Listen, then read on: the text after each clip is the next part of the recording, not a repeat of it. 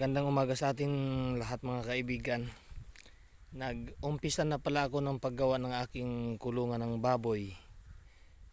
Bali bali pangatlong araw. Ang kasi ang problema, hindi tayo makatuloy-tuloy ng gawa. Sa umaga pumupunta na ako dito ng maagang maaga. Alas 6 yan. Inuumpisahan ko na dito. Hanggang alas 9 lang tayo makapaggawa. Kasi sa sobrang init, grabe. Pagdating naman sa tanghali, alas 2 yan. Mainit pa dito. Grabe ang init, pero pinagtiyagaan na rin natin mga kaibigan.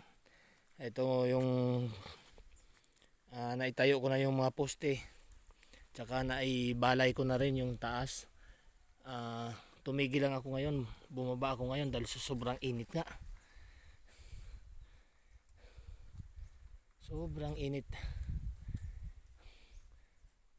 Tsaka itong side na to, yung kalahati tapos ko nang malagyan ng mga 2x2.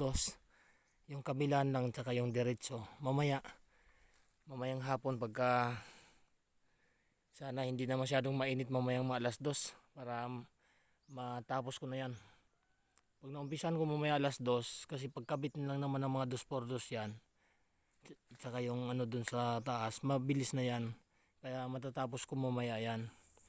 Para bukas makapagbubong tayo. Para pag nabubungan na yan, ito naman gagawin ko yung asintada naman dito sa hollow blocks. Tapos kasi ito hanggang dito yung tataas kong flooring. Yan hanggang doon. Ito ang level ng flooring. Itataas ko kasi medyo pababa yung lupa. Kaya itataas ko dito yung flooring. Para pagka na-flooringan na yan, medyo mataas. Yung labasan naman ng dumi ng baboy, nasa taas siya. Para dire-diretso pababa. Ayan, sobrang dumi pa dito ng mga dahon ng saging. Dahil nandito ako sa gilid ng mga sagingan, nagtayo. Ayan. Pag na bubungan ko na ito mga kaibigan, ito na yung gagawin ko. Papahukay ko dito sa mga binatilyo. Kasi nung isang araw nagpatulong ako magtaas ng mga kahoy na yan.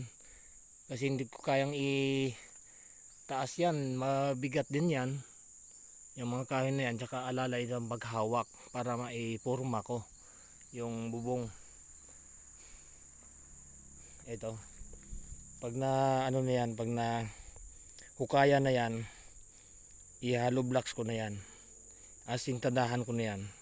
Tapos pag nagpantay na siya bago ko flooringan. Yan, sana mamayang hapon, kasi kahapon alas 2 ng hapon medyo makulimlim. Kaya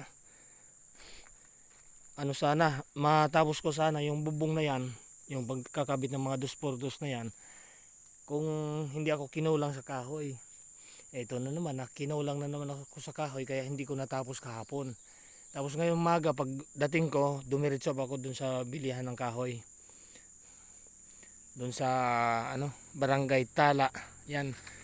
Kasunod na yan dito sa barangay na tinatayuan ko ng kulungan ng baboy. Pagka nabubungan na yan, uunahin ko yung bubong mga kaibigan kasi sobrang init nga. Pag nabubungan na, edi na ako dito, mahayahay na akong gumagawa dito sa baba. Hindi na siya mainit. Ayan. Yan lang po muna. Update ko na lang kayo mga kaibigan pagka nag-flooring na ako. Ayan. Maraming salamat. Bye bye.